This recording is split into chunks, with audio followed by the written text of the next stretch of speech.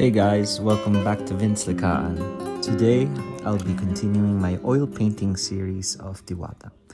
Because currently, I'm very much inspired and astounded with Filipino mythology.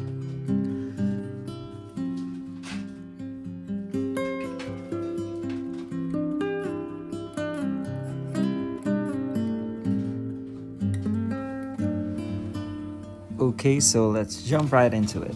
In Filipino mythology, Diwatas are known as guardians of nature, forests, rivers, and mountains, and any other living organisms that we can name of in nature.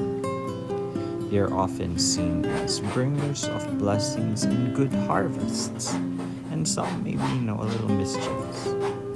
So in my piece, I would want to capture a serene and subtle smirk of a magandang diwata, and will incorporate paru-paru, or known as butterflies, in her portrait.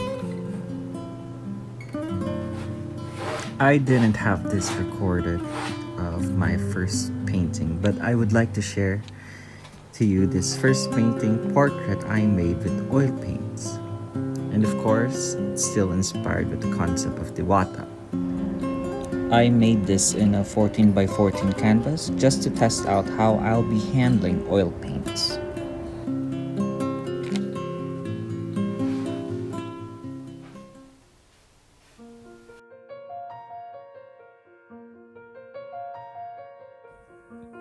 This is actually my third time using oil painting ever, so I'm learning as I go.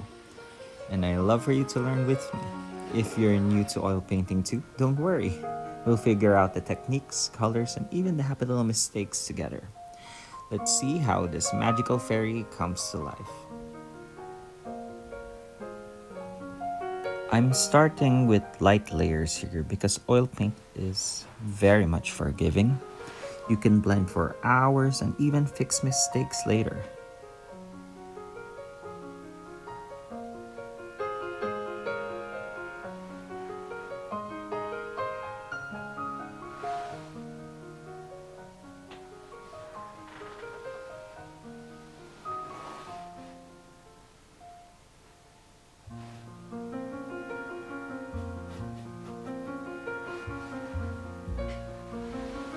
I'll be sharing some of the brushes I use, and honestly, I'm not very much, aware of each uses. I just, find things out through the process. And I do have flat brush, a bristle brush, a filbert brush, and some round brushes. Throughout the process, I did found out that I'd prefer using the bristle brush and flat brushes when blocking out the form of the portrait. It's perfect for big shapes and laying down thick paint. You don't need to focus much on the finer details during this stage, but more on composing and laying out the subject in your frame with abstract shapes. So a flat brush or bristle brush, very good for big shapes, like the sky and the background layers. I'm starting with a flat bristle brush. It's stiff and perfect for covering big areas like the background or base colors.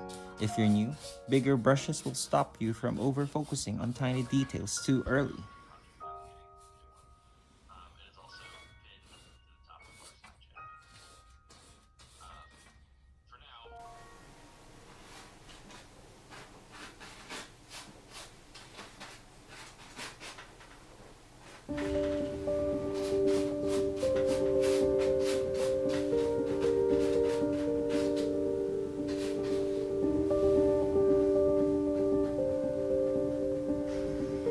In oil painting, I have heard that there's this rule called fat over lean.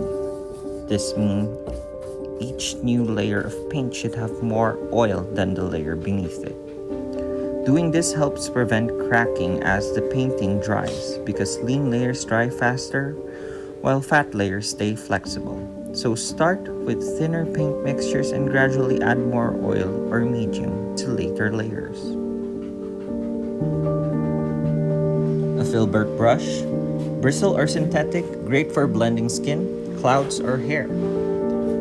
For softer blends, I switched to a filbert brush. Its rounded edges make smoother strokes perfect for the Diwata skin and flowing hair.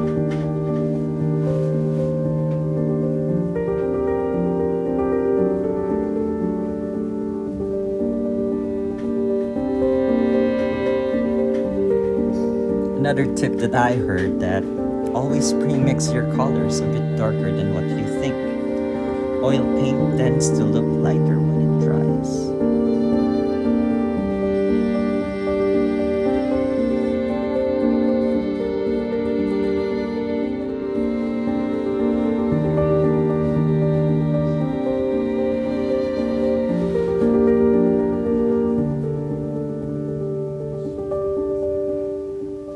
Sometimes you need a new fresh of eyes, so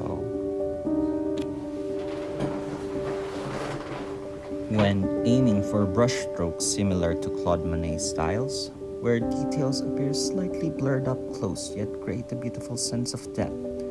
Much like in photography, it is best to use filbert and round brushes. These brushes help us soften edges and backgrounds, giving the artwork a more atmospheric and cohesive feels. I learned so much while painting her. Trust me, I did a lot of redos and reconstruction while doing her face. I wasn't really much satisfied, but that's how forgiving oil painting is. You can, when you mess up, you could just, redo things. For details, I use round brushes or liner brush for fine lines, highlights, or facial features. It's detail time. A round brush helps with highlights and small features like the eyes. Less is more, so I use minimal paint for control. Oil painting has a slow drying advantage. Oil paint stays workable. If you mess up, just scrape or blend and redo.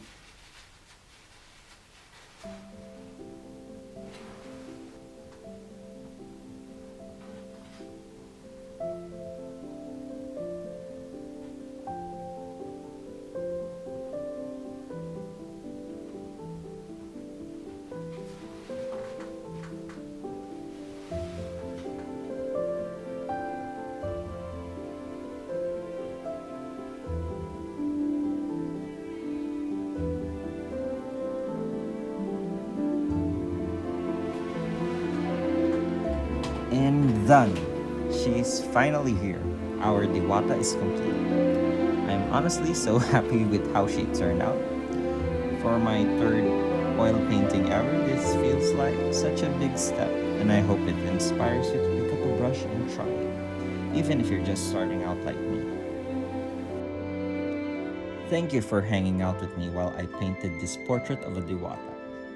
If you enjoyed this, hit like, subscribe, and let me know in the comments what you think of her, or what other mythical creatures you'd love to see me paint next. Until next time, salamat and happy painting everyone!